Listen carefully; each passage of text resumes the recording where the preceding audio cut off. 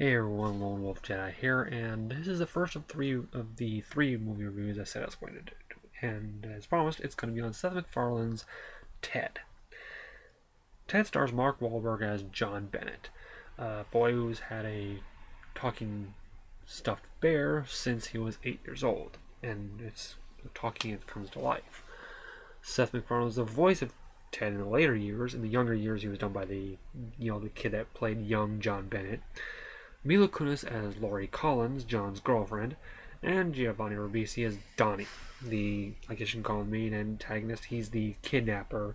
He's this guy who's like obsessed fan of Ted, and he kidnaps. He tries to at all lengths to get Ted for his son. But I'll try and get more to that in a bit. There are a few cameos as well, and some as well as some surprise and little hidden things. Okay, the story goes like this. By the way, it's narrated by Captain Picard himself, Captain Picard / Professor Xavier himself, Patrick Stewart.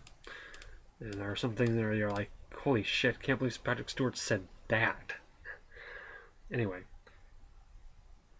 He just has this great narrative voice. Okay. Now they say that in the 80s in a small New England town, I'm guessing Boston since it takes place in Boston because they have one scene in one area, in one specific area of Boston. I'm going to explain that in a bit. Every kid around Christmas time is all aglow and they beat up on the local Jewish kid. I'm not kidding. It says that. But there is one kid who has no friends, and that's John Bennett. Now me, I can emphasize with this character because I was like that mostly. I was dorky, hard to make friends with, and whatnot.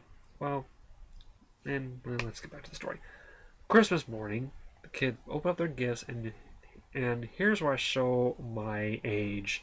The gifts that were opened by kids were a Cabbage Patch Kid, a Nintendo Entertainment System with the Zapper, and a Darth Vader Star Wars action figure holder.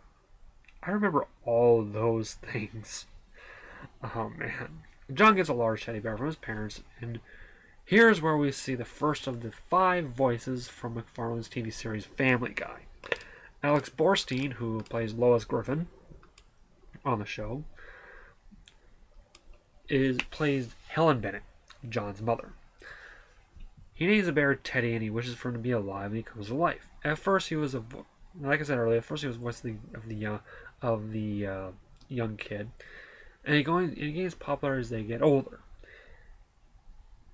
He goes to the whole usual celebrity thing, the gets into trouble, kind of shit like that. John gets the guts to go out and get a girlfriend, Laurie Collins, played by Meg Griffin / Jackie from that 70s show, Mila Kunis, like I said earlier. And Ted now has the voice of Peter Griffin himself, Seth MacFarlane. To me, it sounds like a combination of Peter and Brian. Anyway, we see him watching TV and getting high with Ted. He's running late for work and realizes he's too high to drive. So Ted drives. He's at work and we meet one of his coworkers, Guy, played by the guy who voices Joe Swanson, Patrick Warburton. John asks him where he should take Laurie for their next day, which will be 4 years of them going out. They suggest a nice restaurant. They go. She suggests that Ted move out and he at first is reluctant about it, but after an incident happens regarding a certain, I'm not gonna get into it. It's just an incident that happens. He throws him out, and Ted is forced to find an apartment and a job, and he actually finds both an apartment and a job and a girlfriend, who happens to be a bitch. But he is still involved in John's life as he calls John occasionally to hang out, until one time where he was at a party with Laurie's boss, who frequently would be hitting on her. And Ted was having a party of his own at the party, and at the party was Sam Jones. This is one of the many celebrity cameos in this movie. I know what you're thinking. Who the fuck is Sam Jones? This is... okay.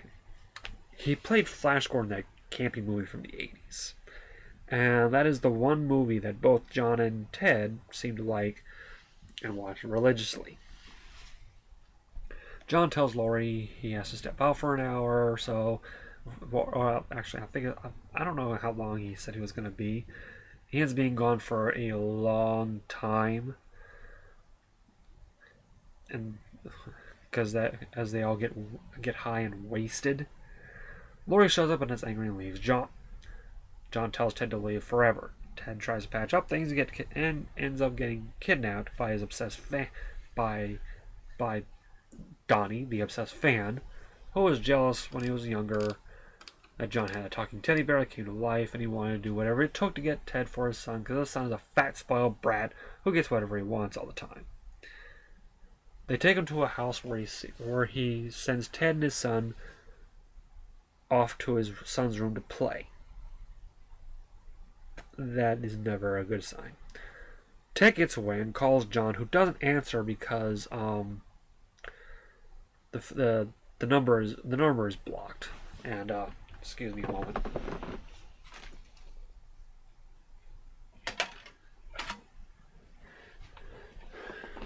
Was getting my phone here.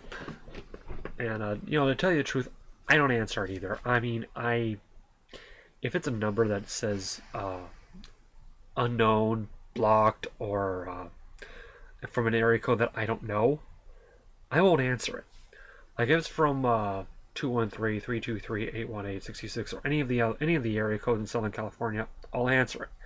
But if it's not in an area code here in Southern California or anywhere else, I won't answer it. I'll just go reject. Because most of the time it's somebody trying to sell me shit that I don't want. Well, back to the story here. And also John's trying to patch up things with Laurie himself. Well, after Ted persists, he answers the call, and Ted tells him that he was kidnapped, and the call gets disconnected by the kidnapper. And they take him away because they know John will be there soon. They end up at Fenway Park.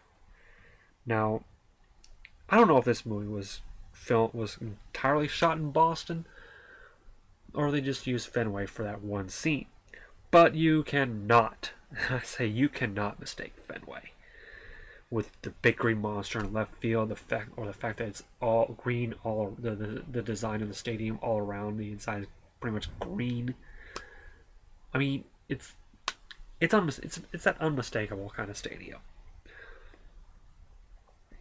Well, Ted's climbing up one of the scaffolding, and the kidnapper is following him. He ends up being torn in half and falling to the warning track. The police arrive and arrest Donnie. John and Laurie hurry down to get Ted. They grab all the stuffing.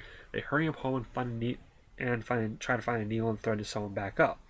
But it's too late, as Ted tells John he's done and that Laurie is his Thunder Buddy. That is in a scene earlier in the movie where they were both when they were younger. Anytime the thunder would go off, they would hide, and it persisted as John was older, as they got older. Continued as John got older. John goes to bed and Laurie sees a shooting star. She didn't go to bed yet, and makes a wish, and it comes true as Ted comes back. The movie ends with John and Laurie finally getting married, and they get married by Sam Jones, who apparently is a reverend, guy man in cloth. Among the guests were John's co-worker, a guy who is now gay with a guy played by Ryan Reynolds. It's not credited, but we all know it's Ryan Reynolds, because come on, you can't.